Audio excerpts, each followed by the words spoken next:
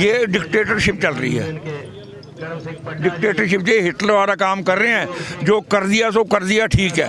के दिन जो ये गोदी मीडिया है ना, जो भी आप कह लो इसे, ये जो है ना, ये इतना गंदा रोल प्ले कर रहा है। मैं ये कहता हूँ अगर ये इसे रोल प्ले करते रहे तो ये हिंदुस्तान का बड़ा नुकसान होगा। जो सरकार है वो कॉरपोरेट जो है ना, दो चार जो उनका इंटरेस्ट देख रहे हैं, बाकी का तो इन्होंने हमारे इंटरेस्ट देखना ही छोड़ दिया है। मेरा भाई फौज में है, जब ये देखेगा कि मेरा भाई को इतनी तकलीफ हो रही है तो उसका मोरेल गिरेगा कि नहीं गिरेगा बॉर्डर पे। अगर हम ये जो ये कहते हैं खालिस्तान, अगर इस खालिस्तान को ले तो इसका मतलब है कि हम पटना साहब, हजूर साहब हम वीज़ा लेके जाएंगे। अब ये चौथा स्तंभ नहीं है, ये इन्होंने अपने आप को ख़त्म कर लिया है। ये जो बनाया जा रहा है एक्चुअली क्या कि इनकी पीछे की पॉलिसी ये है कि जो फार्मर है वो अपनी फार्मिंग छोड़ के शहर में आए और इनको वहाँ पे लेबर चाहिए फैक्ट्रियों के लिए। दोस्तों नमस्कार, और आज मैं जिस शख्सियत के साथ बैठा हूँ उनका नाम है मंजीत सिंह बुटालिया। मंजीत सिंह जी 50 साल से ज़्यादा सुप्रीम कोर्ट में वकील रहे हैं और अभी भी प्रैक्टिसिंग है। करीब करीब 80 साल की इनकी उम्र है। एक आपने सुना होगा कि लोग कहते हैं कि किसानों को बड़गलाया जा रहा है, जो आंदोलन कर रहे हैं उनको बिल समझ में नहीं आ रहा है। तो मैंने सोचा कि इनसे बड़ा समझाने वाला और जो 50 साल का एक्सपीरियंस हमारे मंजीत साहब को है, तो आज इन्हीं से समझने की कोशिश करते हैं कि क्या किसान जो आंदोलन पर बैठे हैं उनको बड़गलाया गया है या वाकई ये जो बिल है ये किसान के हित में नहीं है। क्योंकि इसको समझाने के लिए मुझे नहीं लगता कि मंजीत साहब से बड़ा कोई समझाने वाला मिल सकता है, और सारे ये कागजात लेके बैठे हैं।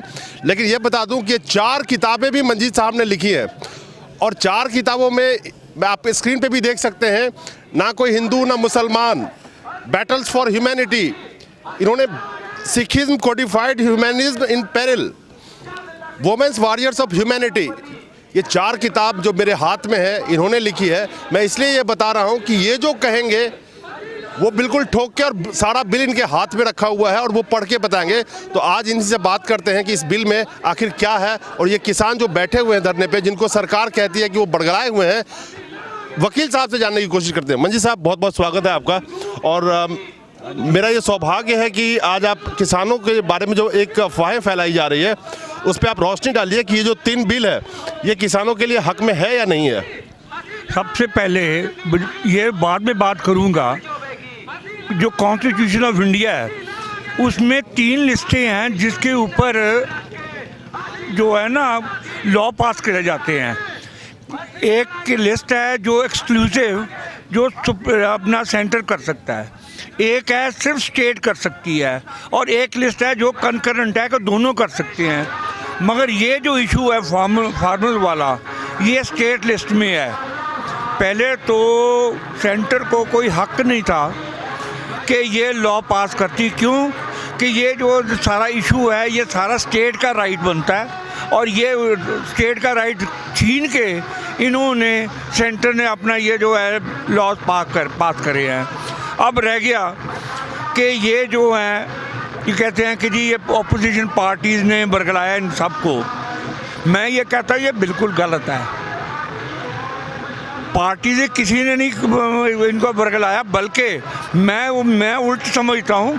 मैं ये कहता हूँ कि ये जो पॉलिटिकल पार्टीज़ हैं उन्होंने इनका जो इशू है उसको डैमेज करा, बल्कि इसको बढ़ाया नहीं, इसको डैमेज करा है। जो ये कांग्रेस बैठ गई, आप बैठ गई, इन्होंने जो ड्रामे कर रहे हैं इनको नुकसान ये हुआ कि जो बीजेपी है उसको टाइम मिल गया इनको अटैक करने का, उनकी बातें लेके जो कांग्रेस की और आपकी। जी साहब, एक सवाल और आता है कि ये जो मौजूदा सरकार है वो कहती है कि विपक्षी पार्टी जैसे कांग्रेस वाले किसानों को भड़का रहे हैं।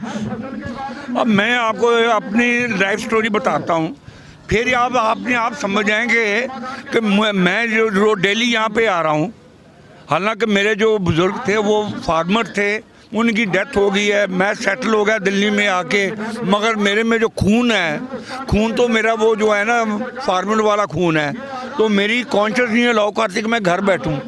मैं यहाँ अपना केस करके 12 बजे तक यहाँ आता हूँ 5 बजे तक यहाँ बैठता हूँ मैं। कांग्रेस बरगला सकती है या नहीं सकती है? जो ना ना ना, सवाल ही नहीं पैदा। ये कांग्रेस ने तो मारे हैं बच्चे पंजाब इनको फार्मर्स के, तो जो ये फार्मर हैं वो उनके पीछे जाएंगे।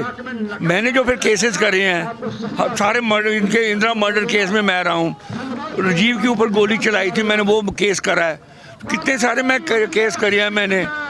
यानी कि कांग्रेस के कहने से किसान नहीं भड़क सकते, जो खासकर जो इल्जाम लगा रहे हैं ये गलत है। ये टोटली गलत है। गवर्नमेंट किसी की होती, अगर ऐसे बिल आते तो किसी के भी खिलाफ ये प्रोटेस्ट होता ही होता जी, ये बिल्कुल प्रोटेस्ट होना ही था। मंजी साहब, किसानों के ये जो 3 बिल हैं, आपने काफ़ी इस पर स्टडी वगैरह किए हैं, तो हमारे किसान, हमारे देश की जनता जानना चाहती है कि आखिर जो किसान आंदोलन पे बैठे हुए हैं और कह रहे हैं कि हमारे खिलाफ है, आपका क्या कहना है इस पे? मैं ये कहता हूँ ये टोटली इनके जो हक के अगेंस्ट है ये जो बनाया जा रहा है। एक्चुअली क्या कि इनकी पीछे के पॉलिसी ये है कि जो फार्मर है वो अपनी फार्मिंग छोड़ के शहर में आए और इनको वहाँ पे लेबर चाहिए फैक्ट्रियों के लिए, तो ये इस किस्म का हथियार चला रहे हैं ताकि जो फार्मर हैं उनकी जो ज़मीन खुस जाए किसी तरीके से और वो शहर में आए। और इनका जो तो तरीका है कि हम शहर में पॉपुलेशन बढ़ा के जो वर्कर हम बढ़ाना चाहते हैं उसके लिए ये सारा कर रहे हैं। ये सारे के सारे जो एक्ट हैं ये इनके अगेंस्ट है, इनके इंटरेस्ट के अगेंस्ट है। अगर ये ऐसा चलता रहा तो इनके लिए, उनके वास्ते कोई बचाव नहीं रहेगा। इसमें 3 जो बिल हैं, जैसे एमएसपी की बात करें, कॉन्ट्रैक्ट फार्मिंग की बात करें, एसेंशियल कमोडिटीज़ एक्ट की बात करें, इन तीनों बिलों में फार्मर कहते हैं कि हमारे लिए कुछ भी सही नहीं है। आप एज ए एडवोकेट, आपने सब कुछ स्टडी किया है, किसान का ये कहना बिल्कुल सही है? मैं ये कहता हूँ कि बिल्कुल सही, जो फार्मर्स ने ऑब्जेक्शन उठाए हैं बिल्कुल सही हैं। ना एमएसपी पे है, ना तो अगर कोई डिस्प्यूट भी होगा तो रेफर किसको कर रही है? एसडीएम को। एसडीएम आगे कौन, जो अपनी टीम बनाएगा कौन होगा? जो एसडीएम की टीम कौन होगी तो उसके क्लर्क ही होंगे ना, उससे अपने से बड़े तो डिप्टी मिनिस्टर तो नहीं ना बना सकता, वो तो छोटों को बनाएगा। तो क्या है उनकी औकात क्या है? फिर सरकार के हाथ में सारे का सारा होगा, सेंट्रल गवर्नमेंट के हाथ में होगा। हर जगह पे उन्होंने ये लिखा है कि जो भी कुछ होगा वो सेंट्रल गवर्नमेंट करेगी। एसेंशियल कमोडिटीज़ एक्ट का जो इन्होंने चेंज किया है उससे आम जनता को क्या फ़र्क पड़ेगा उस पर? देखो जी, ये जो सेंट्रल इन्होंने करा है ना एसेंशियल कमोडिटीज़ एक्ट, ये जिनके पास पैसा है वो स्टोर करेंगे।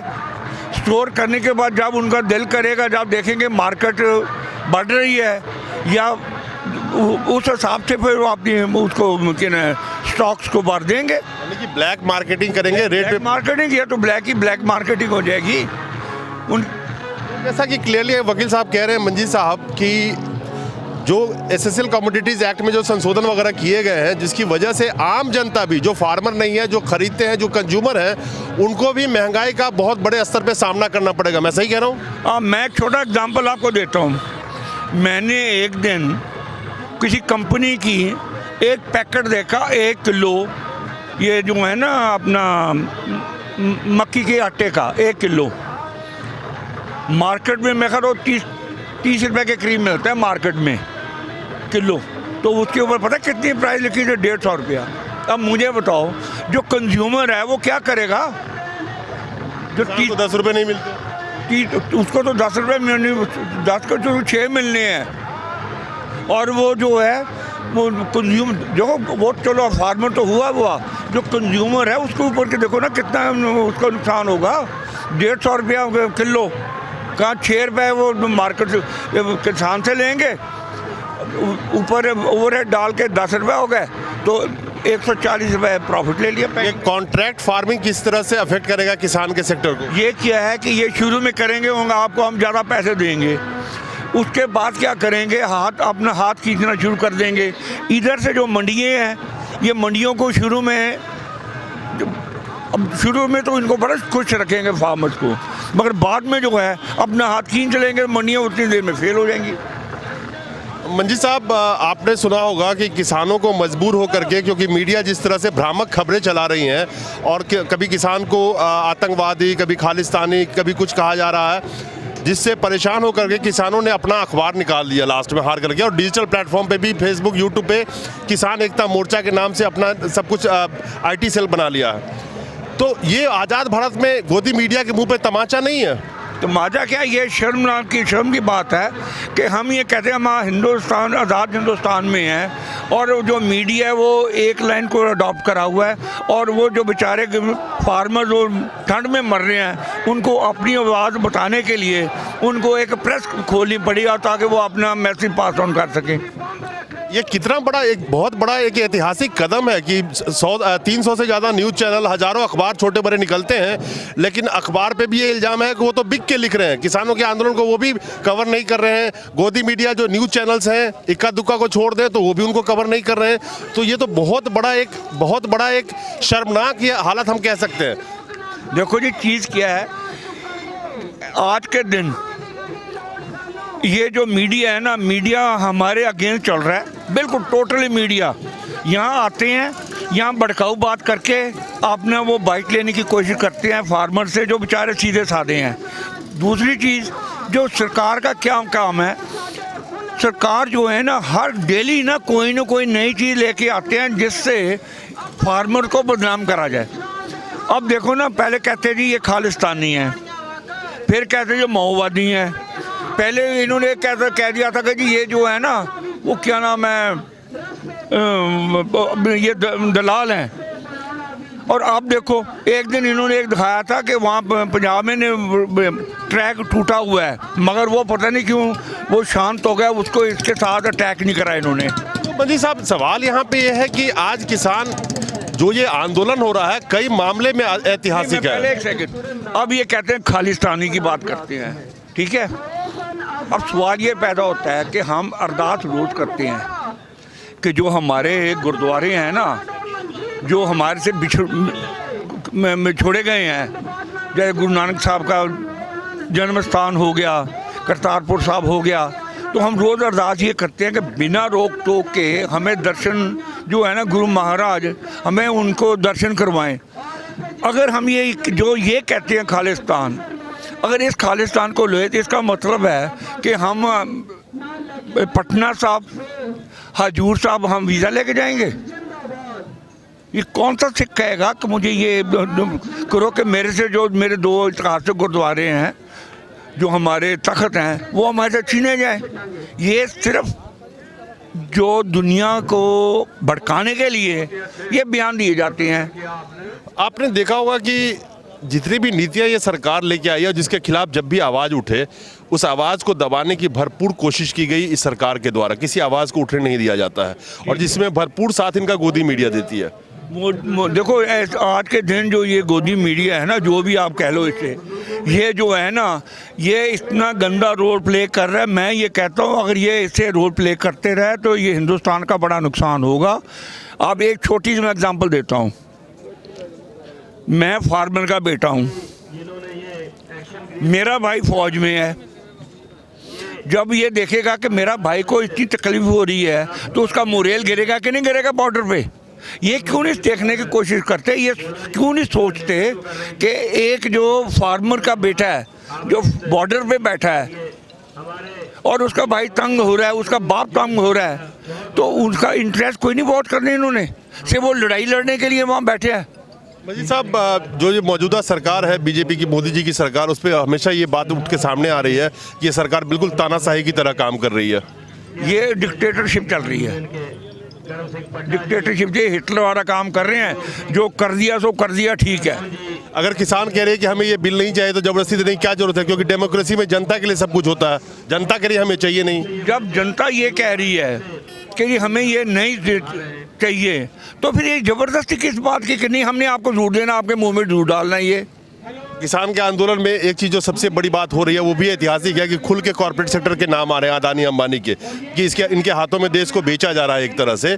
तो मोदी जी के लिए ये भी एक बहुत बड़ा वो ऐसा एक वक्त आ गया है कि इस किसान आंदोलन की वजह से, जहाँ पे खुलेआम अब कॉर्पोरेट, सरकार और किसान आमने सामने हैं। कॉर्पोरेट नहीं, मगर मैं तो ये कहता हूँ आमने सामने क्यों, ये इकट्ठे हैं दोनों। मैं तो ये कहता कोठे हैं, दोनों इकट्ठे हैं। अब जो आज के दिन में जो सरकार है वो कॉरपोरेट जो है ना, 2-4 जो उनका इंटरेस्ट देख रहे हैं, बाकी का तो इन्होंने हमारे इंटरेस्ट देखने छोड़ दिया है। इस आंदोलन में एक और चीज़ हुई है कि अभी 2 दिन पहले अदानी ग्रुप ने, जिनका नाम आता है इस किसान आंदोलन में, उसने सफाई के लिए एक अपना बहुत एक पेज का ऐड दिया है हर न्यूज़पेपर में लगभग। देखो जी, वो तो करेगा, वो तो अपनी डिफेंस देगा।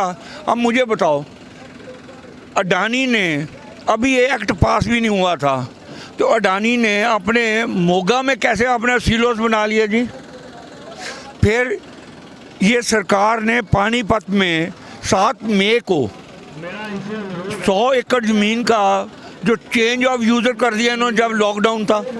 ये सवाल आप जो कह रहे हैं, ये सवालों को गोदी मीडिया से गायब कर दिया जाता है। वो अदानी अंबानी का नाम नहीं लेंगे, वो 100 एकड़ जमीन वाली बात नहीं करेंगे अडानी ग्रुप के। उन्होंने जो गोडाउन में बनवाया 2018-19 में शुरू कर दिया, कैसे उनको पता था कि ये बिल 2020 में आने वाला है?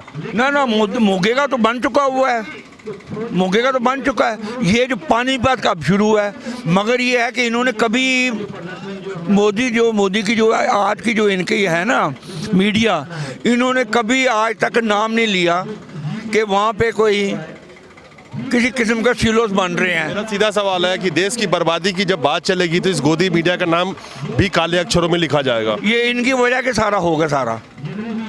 अगर ये अपना रोल प्ले करेंगे ना ठीक ढंग से, जो इनका करना चाहिए, जैसे चौथा स्तंभ है, अब ये चौथा स्तंभ नहीं है, ये इन्होंने अपने आप को ख़त्म कर लिया है। लोगों का विश्वास खत्म हो गया ये जो गोदी मीडिया बन के बैठे न्यूज़ चैनल से। देखो मैं बताता हूँ, अब मैं ना चैनल जो है ना, अंग्रेजी का चैनल नहीं लगाता मैं। क्यों?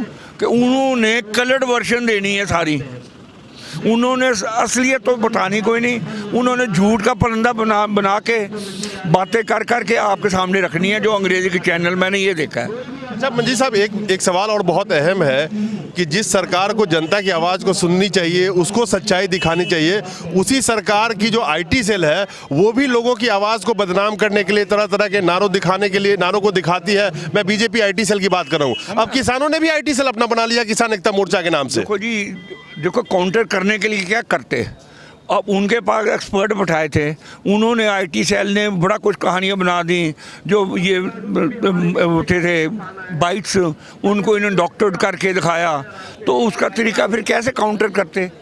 जो फार्मर्स हैं उनके बच्चे भी हैं, वो पढ़े लिखे हैं, वो आईटी एक्सपर्ट हैं।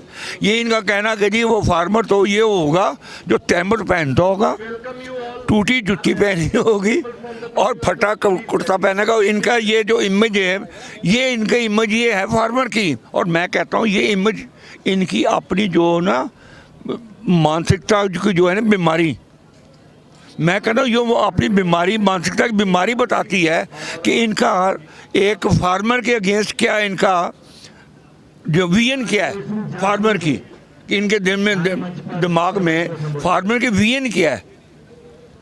तो दोस्तों, ये हमारे साथ मंजीत साहब हैं। जैसे मैंने बताया कि ये 80 साल की उम्र, 50 साल से ज़्यादा की ये से ज़्यादा 53 साल से ये सुप्रीम कोर्ट में एडवोकेट है और एक सीनियर एडवोकेट है, और जिन्होंने बिल के ऊपर सरेआम कहा कि किसानों के हक में नहीं है। इन्होंने सारा पेपर लेके बैठे हुए हैं, स्टडी करके बताया है, और इन्होंने 4 किताबें भी लिखी है। तो इन जैसे विद्वान लोगों को अगर बिल गलत लग रहा है, तो फिर ये सरकार कहती है कि किसान बड़गलाया जा रहा है, उनको राजनीतिक प्रभाव की वजह से ये आंदोलन कर रहे हैं। ये सरासर गलत है, जैसा वकील साहब बता रहे हैं। इनसे और भी बातचीत मैं आगे लेके आऊँगा, और आप लोगों से गुजारिश है कि किसानों की आवाज़ को आगे बढ़ाने में मदद करें, वीडियो को ज़्यादा शेयर करें, और अन्नदाता के साथ खड़े जरूर हो। शनिवार इतवार जब भी आप छुट्टी हो, जिस दिन भी छुट्टी हो, 1-2 घंटा इनके साथ जो जहाँ है वहाँ पहुँचे, उसी धरने में पहुँचे और इनके साथ खड़े जरूर हो। बहुत बहुत धन्यवाद मंजीत साहब, और बहुत बहुत शुक्रिया आप लोगों का।